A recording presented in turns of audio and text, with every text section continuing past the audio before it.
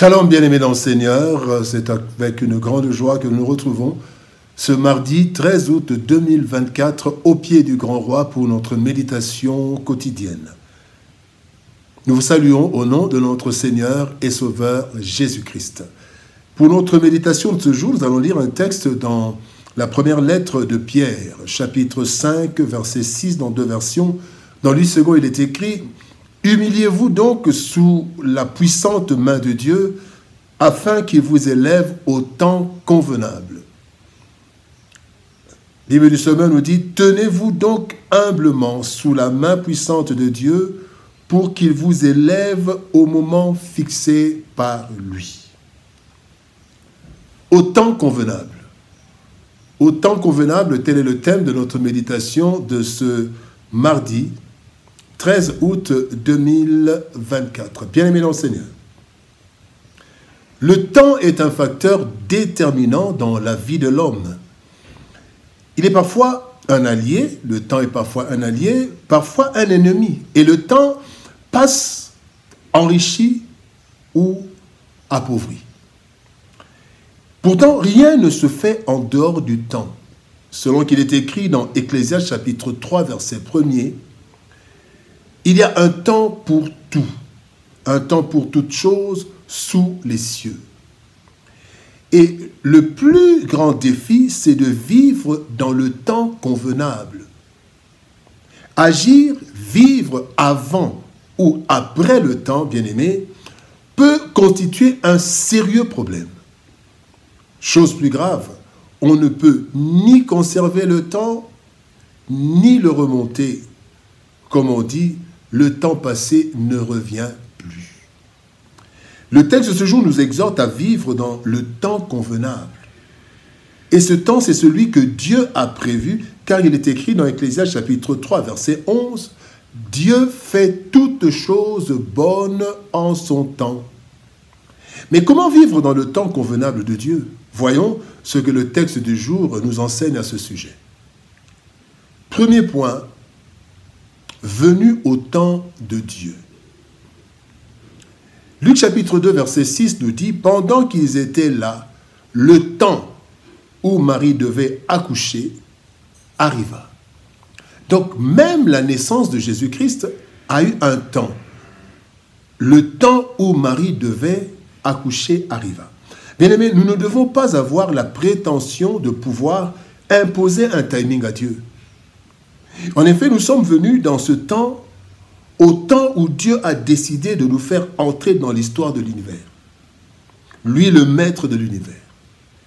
Il connaît son plan et le rôle que nous devons jouer dans le monde. En effet, il est écrit dans le psaume 139, verset 16, « Quand je n'étais qu'une masse informe, tes yeux me voyaient, et sur ton livre étaient tous inscrits les jours qui m'étaient destinés avant qu'aucun d'eux n'existât. » Nous ne devons donc pas chercher à court-circuiter le temps de Dieu, car nous ne savions pas quand nous allions naître, et nous ne savons pas non plus quand nous allons retourner auprès de lui, tel que l'Ecclésiaste le dit.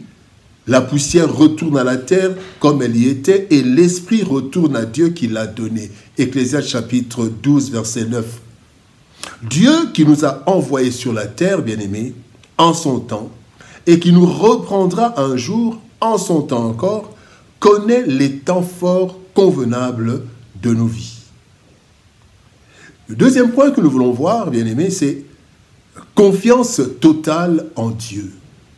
Le psaume 37, verset 5 nous dit « Recommande ton sort à l'Éternel, mets en lui ta confiance et il agira. »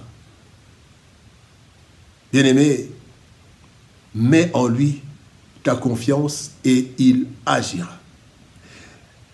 Le Seigneur nous demande de nous humilier sous sa puissante main, dans le texte du jour. Cela nous interpelle à plusieurs égards. Nous humilier sous la puissante main du Seigneur revient à 1. Lui faire confiance totalement, car c'est lui qui nous a placés dans ce monde. Le psaume 23 nous parle du bon berger qui nous conduit dans le vert pâturage, près des eaux paisibles. La deuxième chose, nous devons nous contenter de ce que nous avons en marchant sur les sentiers de justice et d'honnêteté. 1 Timothée 6,6 nous dit, c'est en effet une grande source de gain que la piété avec le contentement. Troisième chose, nous devons éviter de nous comparer aux autres, car personne n'est la réplique de qui que ce soit. Même un enfant n'est pas la réplique de son père, ni de sa mère.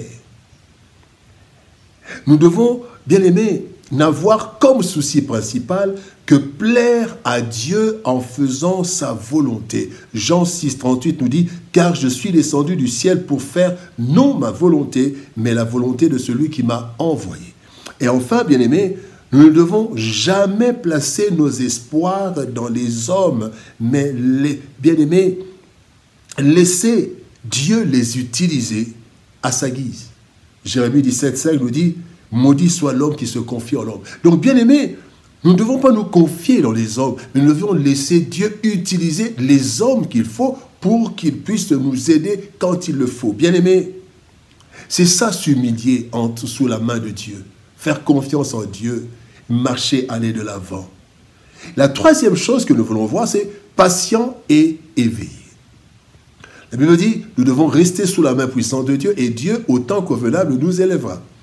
Luc 9, 32 nous dit, Pierre et ses compagnons étaient apaisantis par le sommeil, mais s'étant tenus éveillés, ils virent la gloire de Jésus et les deux hommes qui étaient avec lui. Heureusement qu'ils se sont éveillés, parce que s'ils étaient endormis, ils n'allaient rien voir de la transfiguration. La patience est un aspect du fruit du Saint-Esprit. Nous devons savoir être patients et attendre le temps de Dieu. Cependant, cette patience ne doit pas devenir un fatalisme. Le fatalisme qui est le fait de croire que nous n'avons rien à faire. Tout est déjà fixé et ficelé. Non, le Seigneur ne fait pas de nous des robots. Voilà pourquoi nous devons principalement, bien-aimés, nous devons nous préparer aux grandes choses auxquelles nous aspirons. Nous voulons être un homme d'affaires, un grand homme d'affaires, et là, préparons, étudions, faisons des études sur le marketing, sur les affaires, sur le business et tout. Bien-aimés, deuxième chose, nous devons avoir une vie d'intimité pour recevoir le conseil de Dieu comme il faut. Troisième chose, nous devons faire tout ce qui est en notre pouvoir pour évoluer sans forcer la nature, tout en gardant l'humilité, la foi et une bonne conscience. Quatrième chose, nous devons saisir toute occasion honnête qui se présente devant nous. Et enfin, nous devons être à l'écoute du Saint-Esprit à travers la parole de Dieu et l'intimité de la prière. Et pour terminer, il y a un homme, un serviteur de Dieu, Martin Luther, qui dit « Travaillons comme si tout dépendait de nous et prions comme si tout dépendait de Dieu. » Bien-aimés, sachant que c'est parfois à travers les petites portes que Dieu nous accorde les grandes opportunités. C'est en prison que Joseph a trouvé sa plus grande opportunité, la porte de l'élévation. Alors, soyons patients, mais éveillés et ne négligeant rien ni personne. Nous sommes, bien-aimés, arrivés dans ce monde sans l'avoir programmé. Dieu qui nous a introduits dans ce monde a un livre où nos jours sont tous inscrits. Nous devons donc lui faire confiance car il sait où il nous amène et par quel chemin. Ainsi qu'il a fait avec Joseph.